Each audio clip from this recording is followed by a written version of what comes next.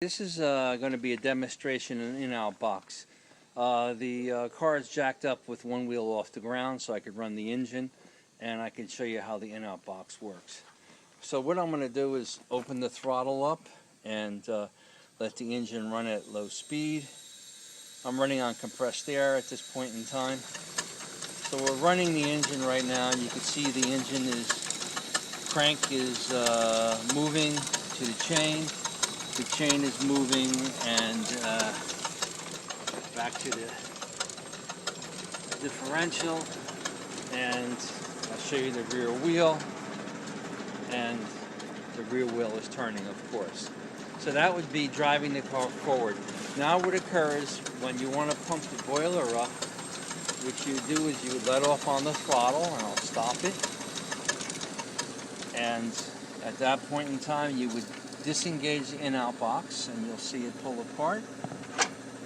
And now you would open the throttle again, and the engine would be running, and the pumps would be running from the engine, but of course the rear wheels are not moving.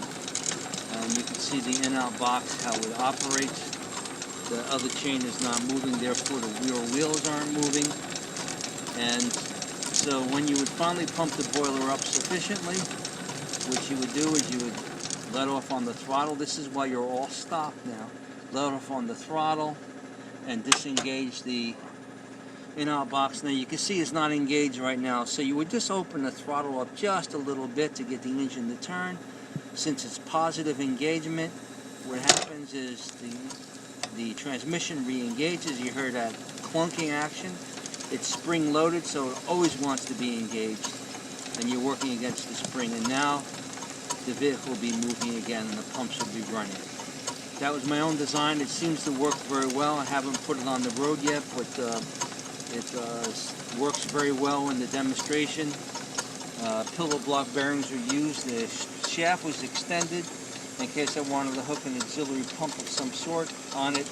I have the room to do that. All the parts for this pump were off-the-shelf items. Of course, they had to be machined, but everything was kind of off the shelf, so it was relatively easy to build it, other than detailed drawings, which I had to draw up to machine it too. There were no oddball parts. It was pretty straightforward. It's an open transmission, which kind of matches the year of the car. Wherever I do anything to the car, I try to make it as original as possible, and therefore that's why the open in-out box. So let me run a little bit more so you can see what's going on. Let's show you over here. And that should pretty much do it. We're going to be doing some more videos on other aspects of the car.